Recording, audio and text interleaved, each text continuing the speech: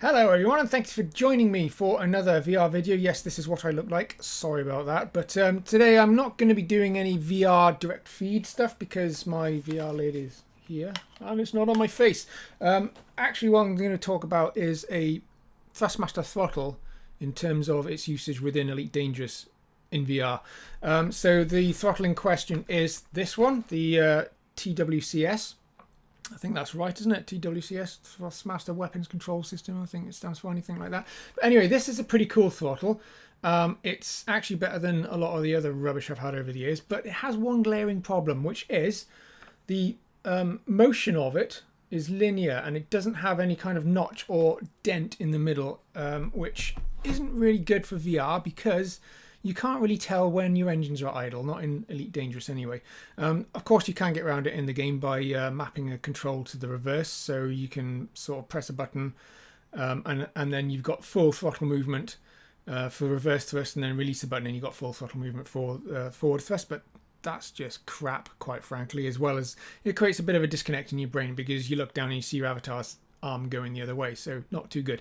But anyway, I bought this and thought, well, actually it's a nice throttle, but I can't get used to the fact that it's got nothing in the middle.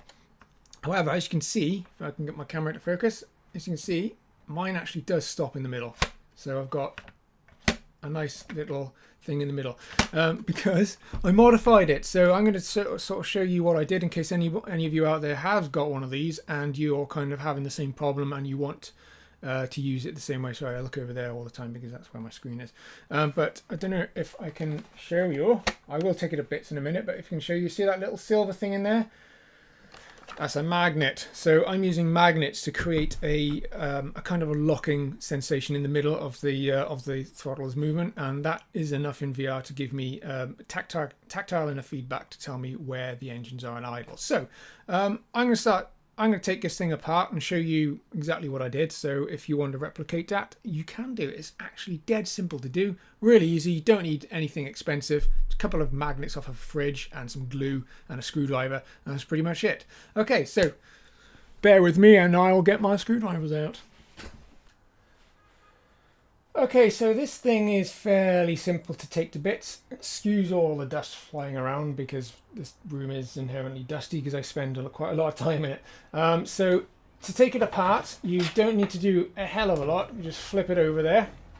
Hopefully this thing will stay in focus because it's on manual at the moment. But you've got 8 screws. 3 here on the base. There's 2 in the middle and there's another 3 around the top. That you don't want to be unscrewing because it's actually, if you can just angle this so you can see, it's actually part of the tensioning mechanism and things. So it's attached to the throttle, so don't unscrew that. All you'll need is a screwdriver, suitable screwdriver. I'm using a Posi 1, and then just undo all of the screws here. So I'm going to do this. I'll probably end up cutting this bit out because you don't want to watch me undoing screws. Okay, so once you've got all the screws out, then it's a simple case of just popping the base off, which is easy to do. It'll just come away if you just give this a little bit of a lift. There's no ribbon cables to worry about disconnecting. There's nothing connected to the base at all. It's all contained within this top section. So as you can see, the throttle is fairly simple in its operation. It just uses this arm here to translate the linear movement into a rotational movement that the game uses as the axis. And what I've done is added a magnet to the carrier here and then a corresponding magnet to the base over there, which is that thing. So I kind of derived the best position for this being this corner, as it doesn't foul anything as the throttle moves. So if you were to add it there, you wouldn't be able to, as you see the arm is now covering it. You could potentially add it there, but it's you might end up bumping into the arm if the magnet's bigger. And certainly if you were to add it there, then the cable would probably foul it as well. And of course, adding it to the edges of this carrier, that's out of the question because you'd just lose movement then. So in terms of the actual magnets themselves, There's nothing special about them. They're not super powerful neodymium or anything like that. You don't need anything like that. All you need is just any old thing really, anything that's got a strong enough pull. So I nicked these off of some old fridge ornaments that I had lying around. One thing I would say is those floppy flexible magnets that you get on fridge magnets, don't use them, they're crap. Make sure that they've got a decent attraction to each other, a decent pull, and then you'll be all right. The throttle assembly is very lightweight, so you don't, as I said, you don't need masses of power to hold it in place, but you want something with a little bit of bite to it. Otherwise, it's the tactile feedback that we're going for here, not necessarily to hold the thing whilst you swing off of it. So the position of these magnets I kind of derived by getting the throttle into its center position. If I can show you that, it's a little bit hard to see. Probably can't see, but anyway, there's a shaft in between the throttle handle here and the base, and if you align that so that it's centered over this last long line here on the scale, that will be your throttle in its center position. And then all you need to do then is just stick something sharp like a knife or a screwdriver in there and make a score on the base. So that's my little mark there. And once you've got that reference point, then all you need to do is to measure, let's get that out of the way, to measure from the center there where you marked it over to this corner, and then you can derive where you want to position the base magnet. But bear in mind that this is the opposite way around, so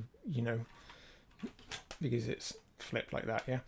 However, what I will do, if you can't be bothered to do any of that, I'm going to do some quick measurements here that you'll be able to use as a rough guide if you wish. So let's pop this over here. If you get your base and put it flat on the desk so that the cable entry point is in the top right, and then I shall give you some measurements. So if this thing will switch on, as it will. So from the center of where I've got my magnet to that left rail is around 63 mil. Don't have to be mega precise because the magnets will attract. So we've got 63 mil on that axis, and from the center of the magnet to the base we got around about 87 mil. So you can use those measurements to position that in a rough position, and if you want to do your other magnet in the same position of that, then this should work. As I said, you don't need them to be super precise because the magnetic fields will start to attract as they get closer together, so you don't need to have them dead on top of each other.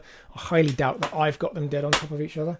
And then that's it. Once you've glued them on, oh yeah, the glue, that's right. What's the best glue to use? Anything you want really. I use this because I've got a load of this stuff kicking around because I'm doing work on the house at the moment. This is like it's kind of similar sort of stuff to No More Nails. If you want to use anything like this though, make sure you give it 24 hours to cure, because otherwise the magnets will pull each other.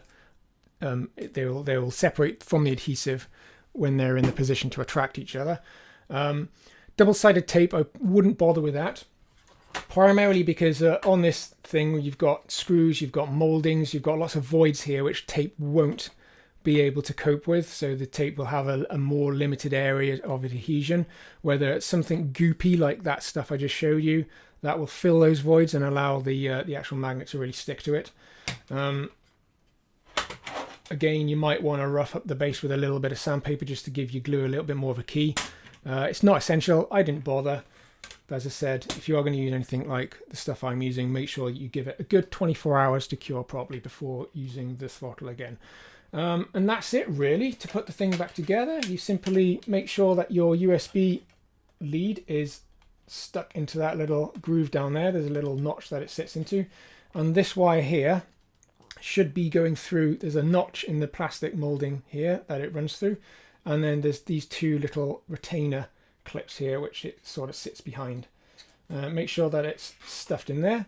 Then get your base, align the cable entry holder up to the top left this time because you've switched it around, so it will be on the top left this time, and stick it together. This base will only go on one way. If you have it upside down it won't fit, so don't worry about that. Right, so once your screws are all back in and it's all back together, you will have a joystick. Of course, once the glue's dried, don't do that with the glue's wet, otherwise you'll hear a big click and then you'll have to undo it all again. But once it's all set and done and stuck and good, then you'll have a nice dent or notch or whatever you want to call it in the middle of your joystick's travel. And because it's magnetic, my magnets aren't exactly touching each other. So